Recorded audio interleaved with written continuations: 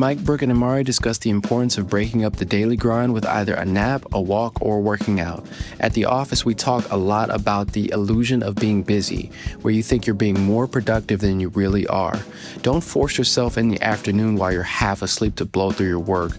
Take a nap for about 10 to 15 minutes, splash some cold water on your face, grab a cold coffee, and let the creativity and renewed energy flow. The next time your boss catches you sleeping on the job, you'll be able to tell them how it makes you exponentially more productive and come up with more ideas. All this and more on the Cleveland Real Estate Investor Podcast.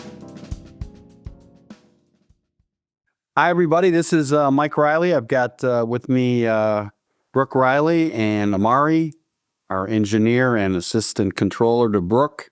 And we are in an interesting situation with our work. We're going through some major changes on our property portfolio.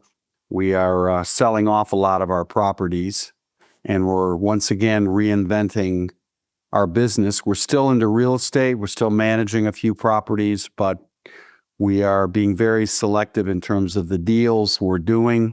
And we are obviously growing in different directions on our contracting business, taking on different jobs, which means change is afoot. Very dynamic times here at Riley Properties and Riley Painting and Contracting. We hired a new young guy, 22, Jonah, who is rewriting our 40-year-old software, which has gone through a number of iterations because the guy we had in place as our consultant for 25 years, Bill Florek, he died of a heart attack a year ago. And may he rest in peace. And we were getting so freaked out over the fact that we had our crown jewel software without anybody stepping in and putting out a fire if it erupted. In fact, it got so bad, we were thinking of hiring a medium or holding a seance at work with candles, Pink Floyd playing in the background because Bill loved Pink Floyd. He had tattoos all over himself.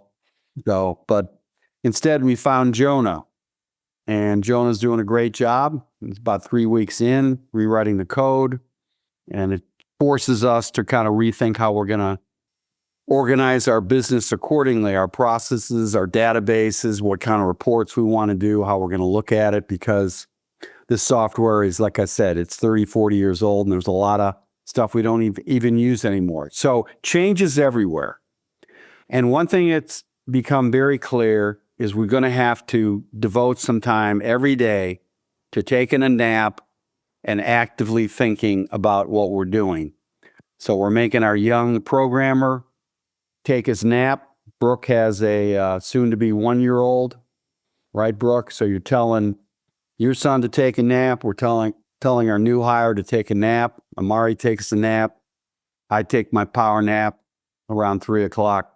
So this is all about the value of taking your nap in the middle of the day. So let's flip it over to Brook, who does not take a nap. And Brook, you're the agnostic in the group. So so I gave a little 1-minute overview. Give us your overview. I think it's finding something to do to break up your workday that will kind of help offset any late afternoon energy slips.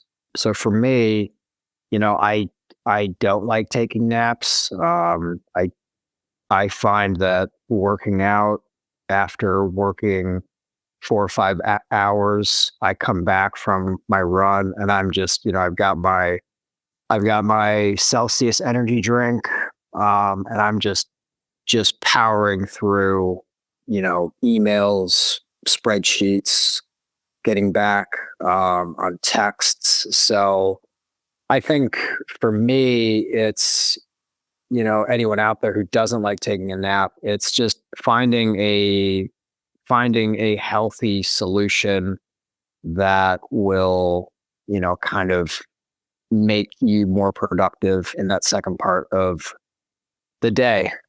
Yeah, I know, Mike, you're a big advocate on naps. I think for some people, they're super helpful. I think for some, maybe that they're not, they don't want to do that.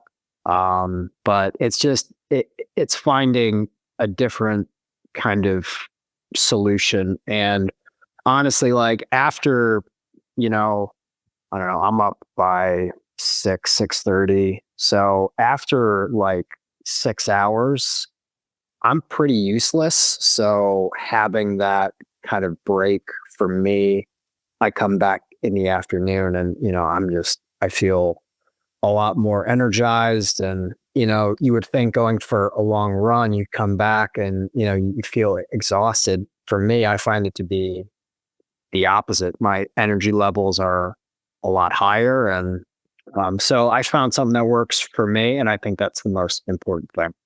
Well, before I flip it over to Amari for his 2 cents, I would agree with you, Brooke. I don't think it's necessarily you have to take a nap. I think what's necessary is you have to get off the treadmill of the work.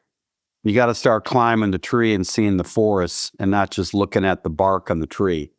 That's the yin and yang of having a business. You always got to know where you are in the journey. Is this work? Now, yeah, I rewatched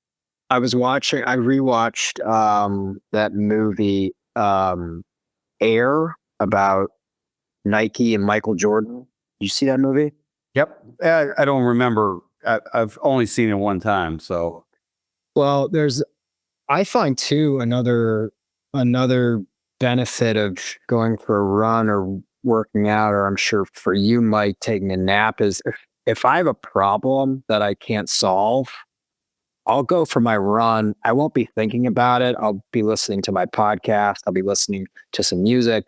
And it's crazy how the brain works. When you stop thinking about something and you come back to it, I have a solution that I'm just like, boom, this makes sense. This is what I should do.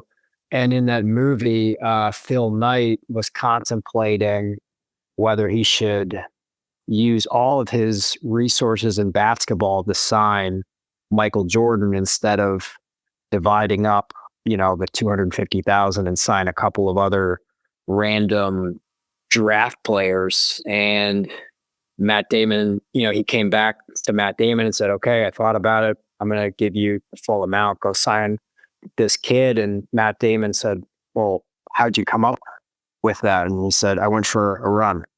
So that's just another benefit, in my opinion, of, whether it's running, lifting weights, going for a nap, going for a walk, you kind of let your brain reset.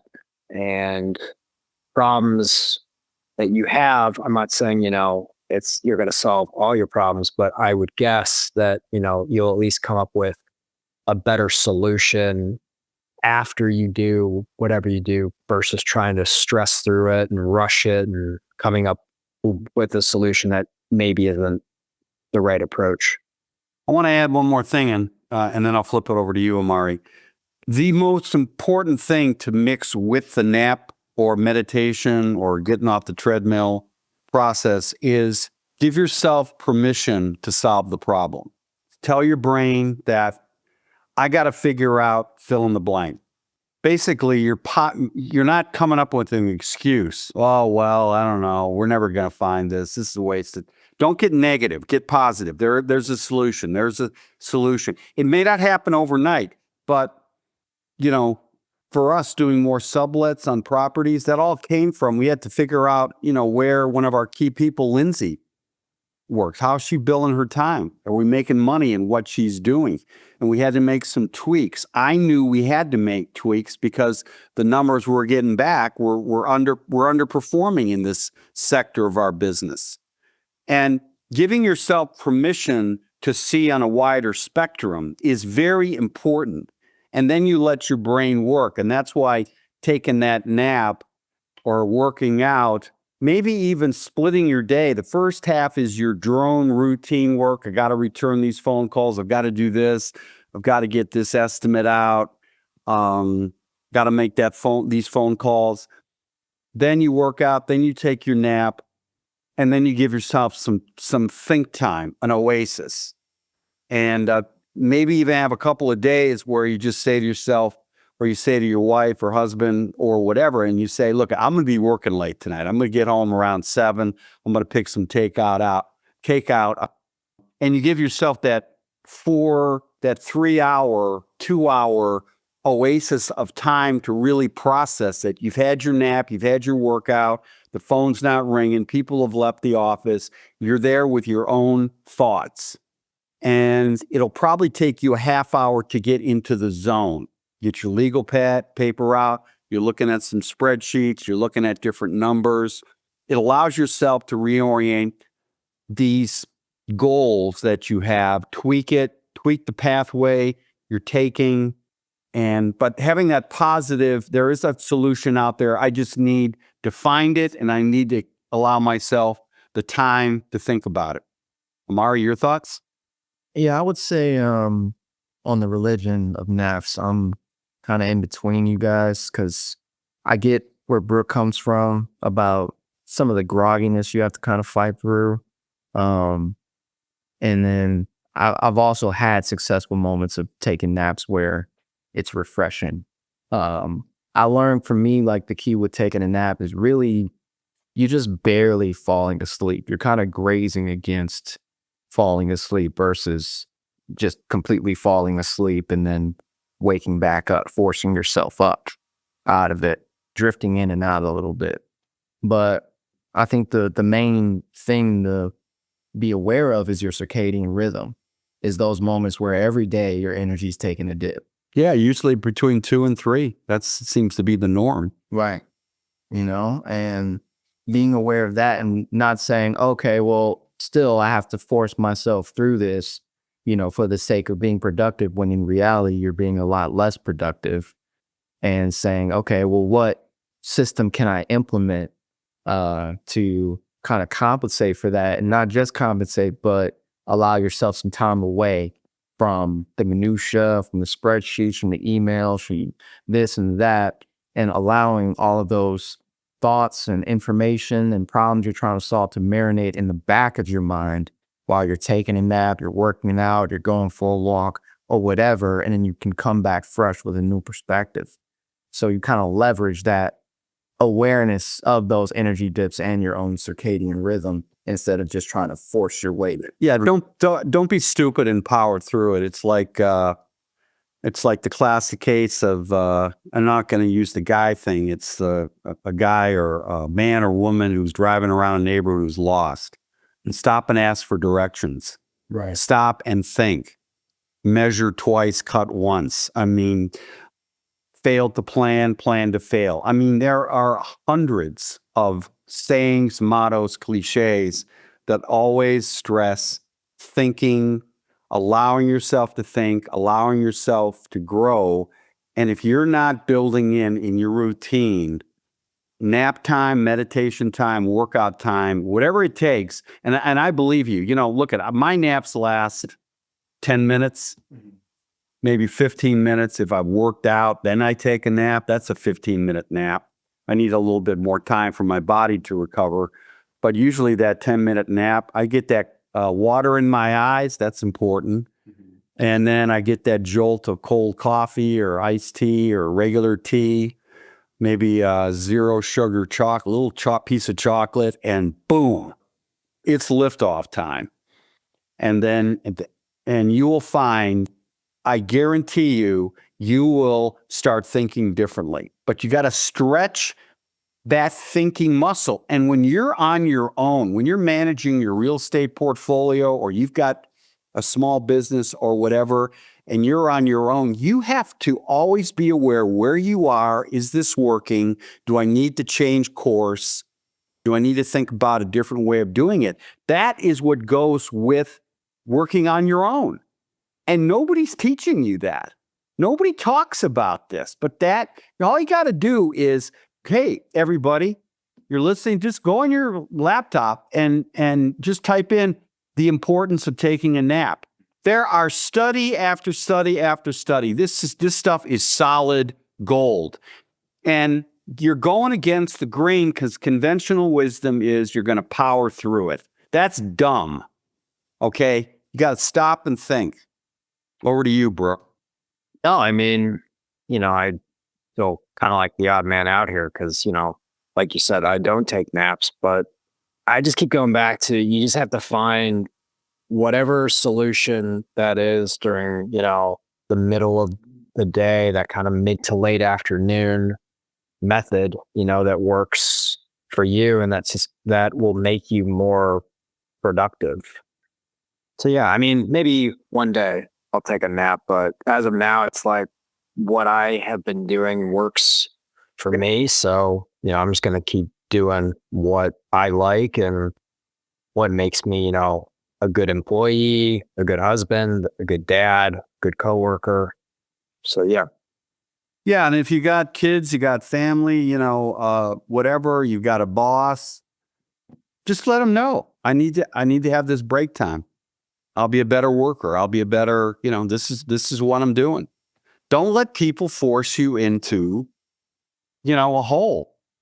I mean, you may be a square. Don't go in the round circle.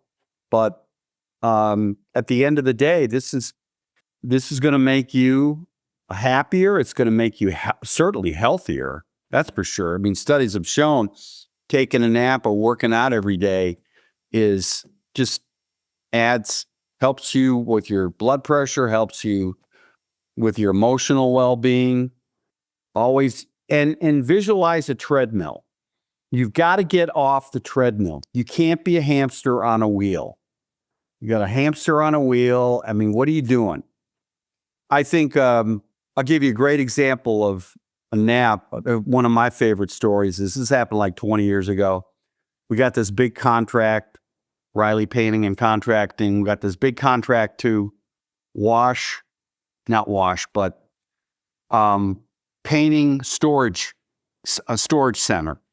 So they had about 30 of these out in the fields. It was out in this kind of farmland country outside of Cleveland, not that far from Cleveland, but it was definitely in, an undeveloped area. And they had built the storage sheds. And that's when they first started coming out.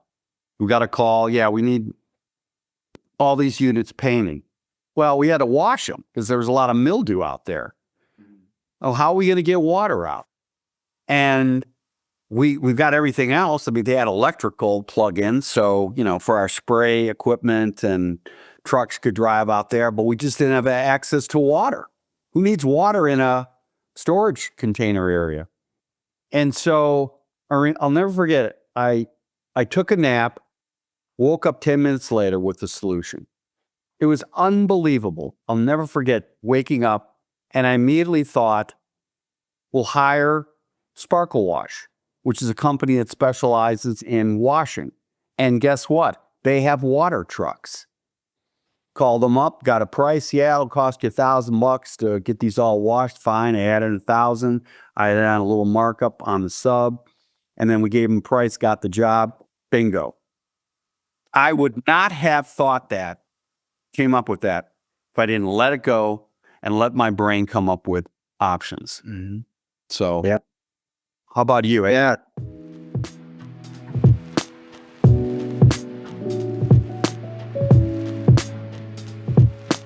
Hey, let's stop here. We got to pay some bills. 30 seconds, and we'll be back. If you've been listening to this podcast, then you understand or should understand the pitfalls of investing in Cleveland real estate. Say you're looking for an investment property to rent, and these are the things that could happen and often do. You overpay for a house, and it's in the ghetto. Then you find that it's a money pit with endless surprise repairs. Your hapless property manager, who may be the brother-in-law of the realtor, gets a tenant who after 3 months stops paying the rent. Then the toilet explodes, and you have nobody to repair it because, guess what? The property manager is not answering the phone. Yep, that's the ugly side of the Cleveland real estate market. But we have a solution. Buy one of our properties. It's been inspected. It's been vetted. It's in a rock-solid part of town. It comes with a Gold Star tenant paying top dollar rent, and we manage it. Call us at 216-371-8160 if you're interested.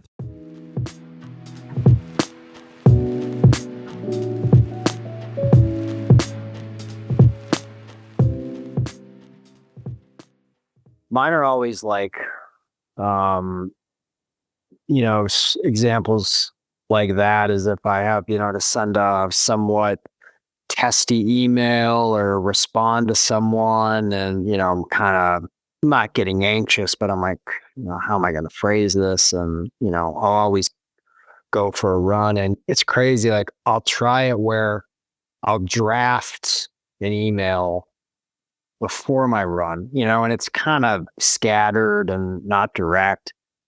And I had one yesterday where I had to send out to a couple of our employees some, instructions on 2 houses that we're selling, a lot of moving parts, and I'm drafting it before my run. And I was like, no, I'm not going to rush this. I want to make sure whatever I send out, it's clear, it's to the point. And I went for my run, read that email, and I was like, this doesn't make any fucking sense. And I just, boom, 4 sentences, super direct. Both guys got back to me and said, okay, sounds good. Thanks. Yeah. I mean, I'm pretty, I'm very curious just how like the brain works with these types of things. Whether it's running, napping, working out, doing a cold plunge, just how it affects your brain and, how it affects your work ethic and just how you process things. Not to get too far down the line, but, there's one guy I listen to a lot, Andrew Huberman, who's a scientist, big podcaster, he's from Stanford. And he brought up something that just really hit home to me where, when you wake up in the morning and you see your phone and you've got a couple missed texts, a couple emails, and, it's an employee saying, hey, we've got a problem here. We got a problem here. I need help with this, blah, blah, blah. When you get that first thing in the morning, I don't know about you, but my anxiety just spikes.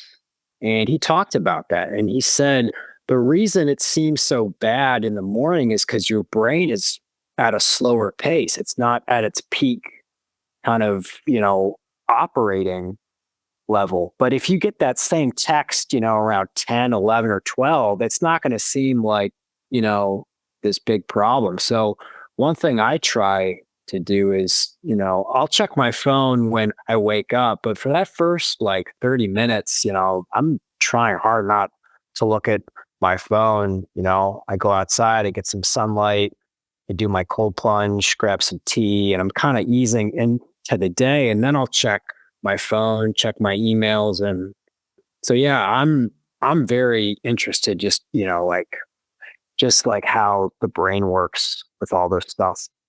I want to add one more thing, and I'll flip it over to Mari, and that is when you take a nap, when you decide to work out, when you decide to get off the treadmill, whatever form it is, I'm a big proponent of naps, you are being proactive and in control of your life.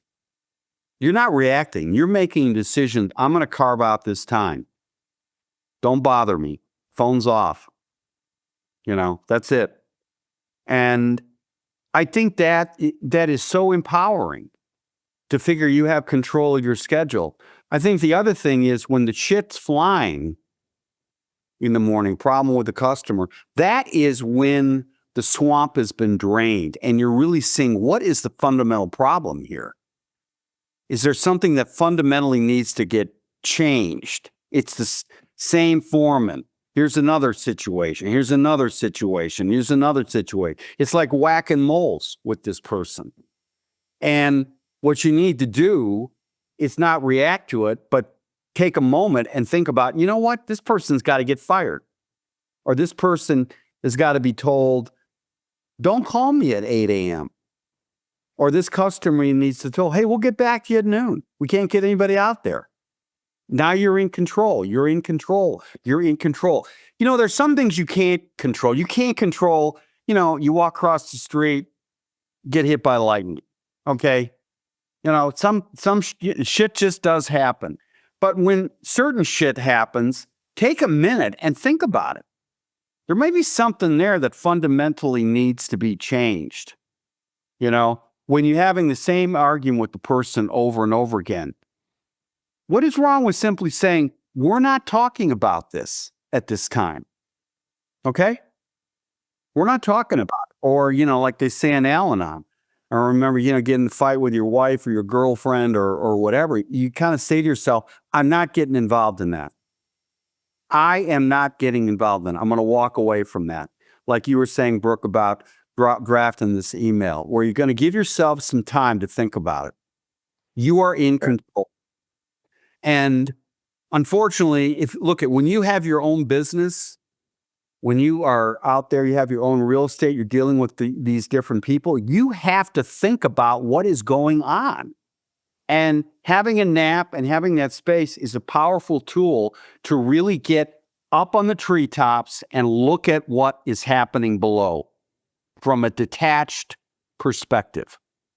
What were you going to say, Amari? I was going to say to Brooks' point about just being curious about how the brain works, all the different stuff we're talking about, going on a run, taking a nap.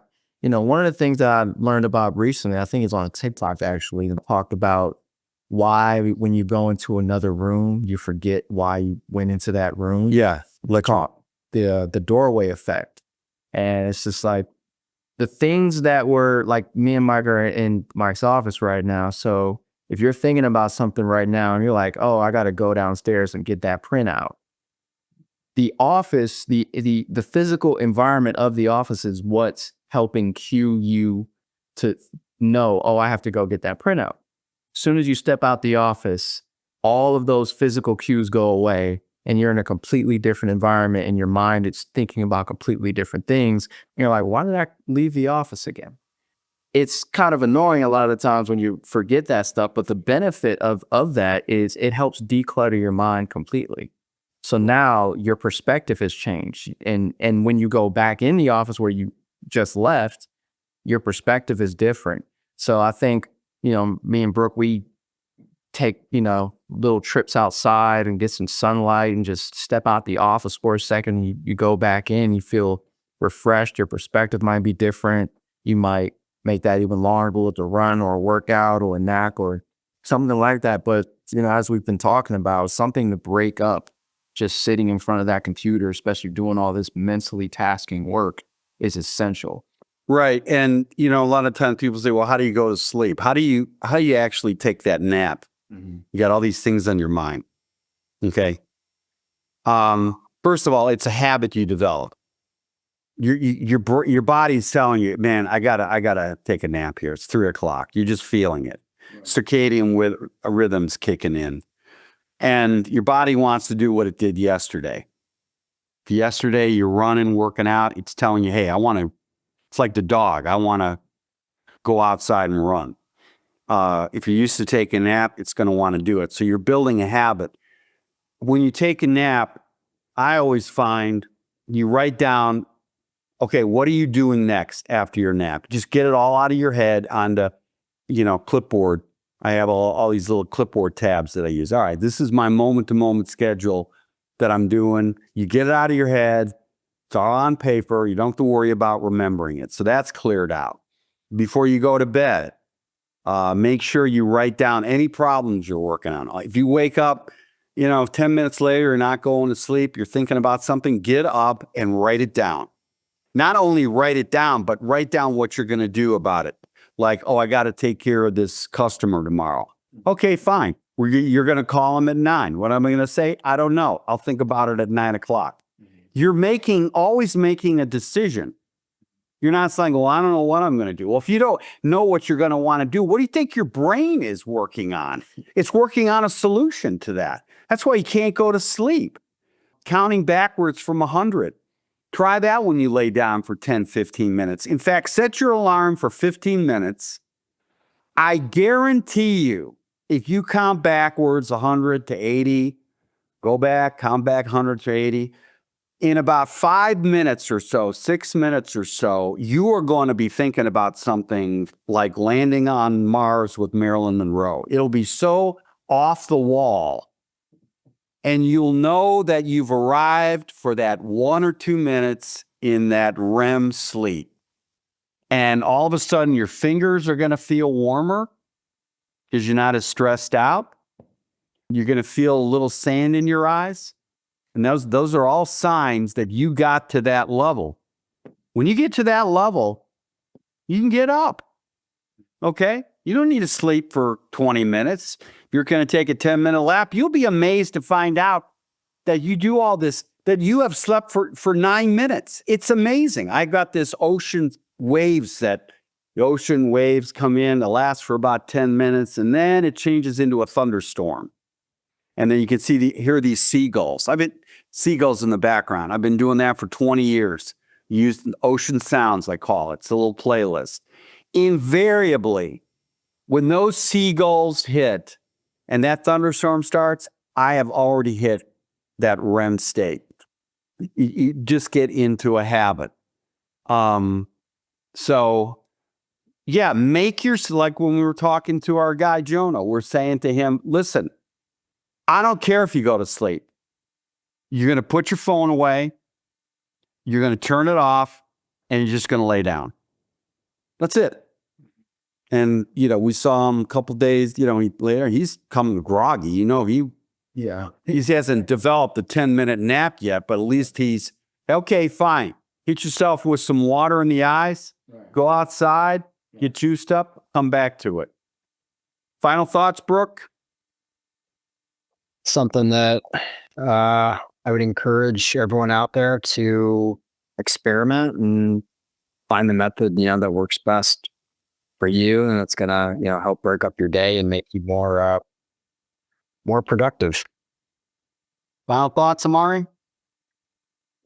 Yeah, I think whatever routine you start to implement, it will be a little bit of trial and error in the beginning, whether it's working out or, taking a nap or whatever. But I think we can all agree that whether it's going on a run, taking a nap, whatever that thing is that breaks up your day is going to elicit a lot of positive results from when you do come back in, get back to the grind for those last few hours of the day.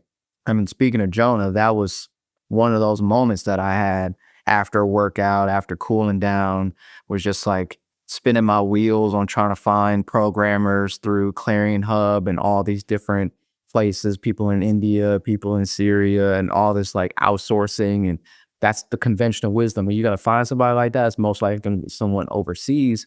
And after a workout, after just cooling down, going outside, I was like, you know what, fuck this. Like, why not just find somebody local? And I just started looking for different companies. And that's when we talked about Cleveland Jewish News ad. Yeah. And, then that Bingo. got Jonah, so it's like we've all had plenty of moments. The interesting thing about that ad was we've kind of, again, that was a shower moment, nap moment coming out of it, how to hire. Right. We actually put in print ad, plain dealer, the print ad on Sunday for somebody who's retired and wants to work a couple days. Right. Working on houses, plumbing, electrical, minor stuff, minor repairs. We found 3 guys in their 60s. Mm-hmm. And they love coming to work. It's that's a vacation of them, coming to work, break up their routine. Right. So we figured, all right, let's put this ad for a programmer, Jewish News. Guess who's reading that ad? His grandfather. Right. His grandfather's reading that. So maybe the way to do is go to the grandfathers or the grandmothers and say, hey, we got a great opportunity for your grandson. Right. And let them be the hiring agent. Right. But that kind of out of the box thinking only happens if you have a routine that is out of the box. That's different. That's what a nap is. You're already leading an unconventional kind of routine. You're going to come up with cutting edge, unconventional solutions. If you got a restaurant, you're going to say to yourself, hey, do I really need to do it this way? What are my customers saying? Is there another option? Talk to your customers. What do they like? Don't come into it, with just a one-track view. Same thing with real estate. You're going to, this is what we do. We're going to get this house. We're going to flip it. Really? Is it working? This is why you need time to think, reflect. Mm-hmm. So we'll end on that note. Hey, folks, coming up, we're going to have some really interesting episodes in the next couple of weeks. We're going to talk about tariffs. That will really put you to sleep. Tariffs. Right. And how it's impacting your business, how it's impacting the real estate. Is the market cooling? Are we getting into stagflation? What's going on? So You can save that episode and use that to help you take a nap. Just play it. All right, Brooke? All right. All right. Thanks, everybody. Thanks, guys. All right. See you. Bye.